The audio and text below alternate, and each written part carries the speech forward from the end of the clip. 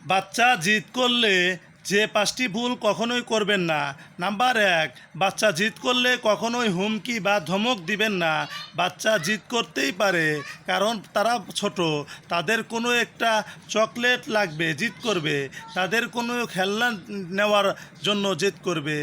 আর জিদ করার সাথে সাথে যদি আপনি হুমকি দেন বা ধমক দেন, তাহলে সে কিন্তু অনেক বেশি ভয় পাবে।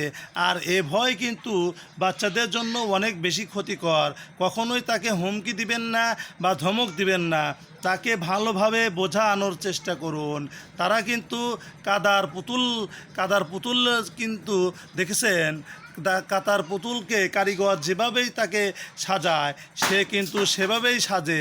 বাচ্চারা কিন্তু কাদার পুতুলের মতো, সেজন্য তাকে সাজান, তাকে ভালোভাবে বোঝান।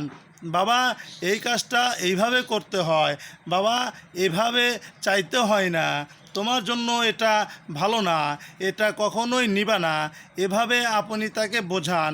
কিন্তু আপনি যদি ধমক দেন, তাহলে তার মাথার ভিতর নেগেটিভ লেগে যাবে। Be careful. কখনোই আপনার ছেলে বা আপনার মেয়ে যদি জিদ করে, আপনার কাছে কখনো আপনি ধমক দিবেন না, ভয় দেখাবেন না। ভয় দেখালে আপনার বাচ্চার ছেলে মেয়ের মাথার ভিতরে খারাপ নেগেটিভ কাজ করবে। নাম্বার 2, আবদার করলে সাথে সাথে কোনো জিনিস কিনে দিবেন না।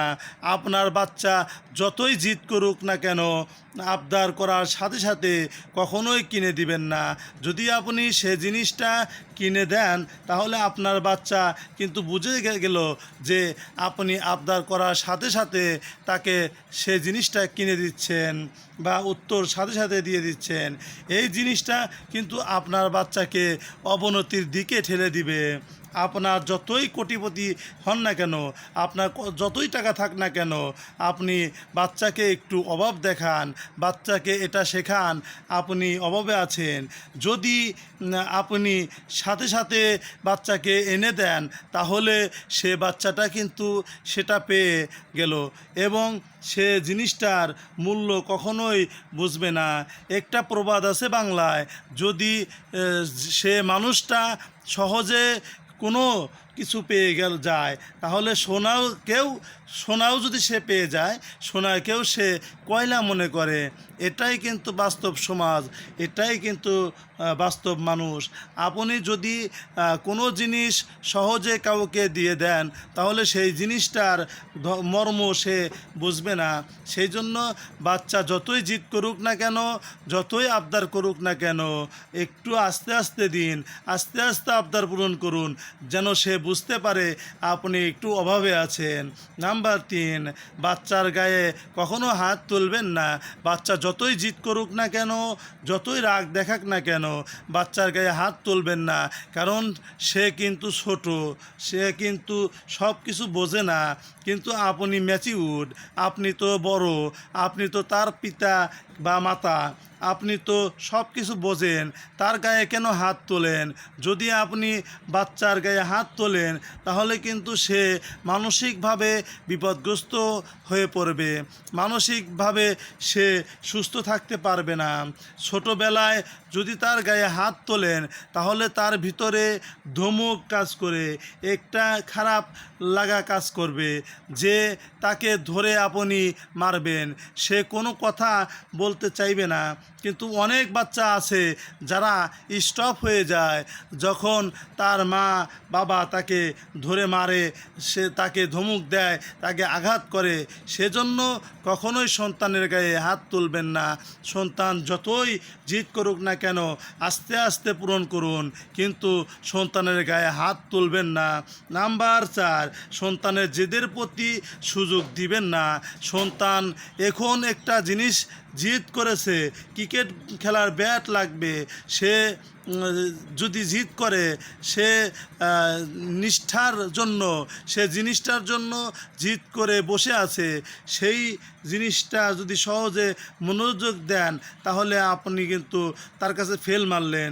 সহজে মনোযোগ দিবেন না, আপনি আপনার কাজ করুন, সে তার মতো বলে যাক।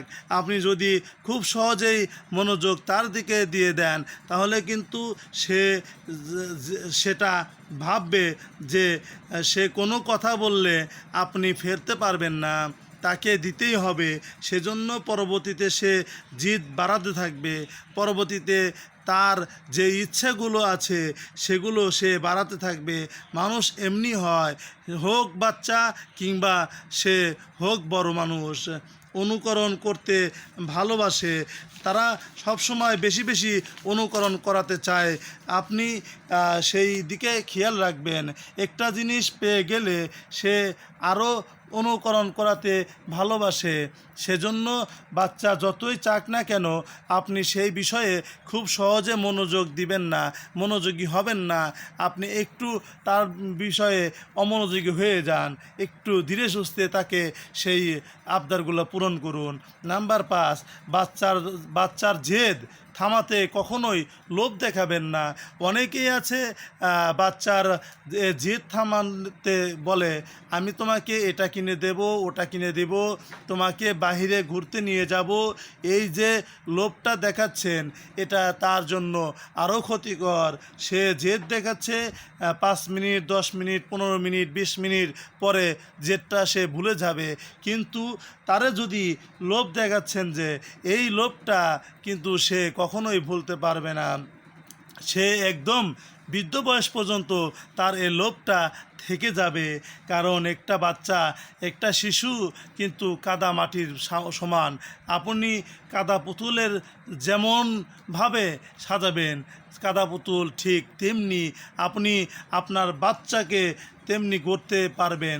যদি আপনি চান তাহলে তাকে ধীরে ধীরে ভালো পরামর্শ দিয়ে তাকে সুন্দরভাবে বুঝিয়ে আপনি ভালো একজন বাচ্চা তৈরি করতে পারেন, তাই ভালো একজন মানুষ তৈরি করতে পারেন। লোভ দেখায়েন না।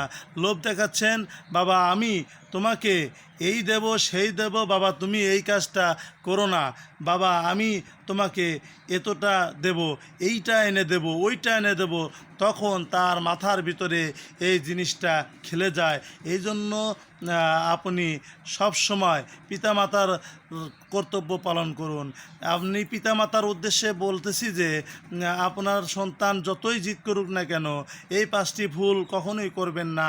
এই 5টি ভুল যদি করেন তাহলে এই ভুলের মাসুল আপনাকে অবশ্যই দিতে হবে। আল্লাহ রাব্বুল আলামিন আমাদের সকলকে বোঝার তৌফিক দান করুন। আমিন। আসসালামু আলাইকুম।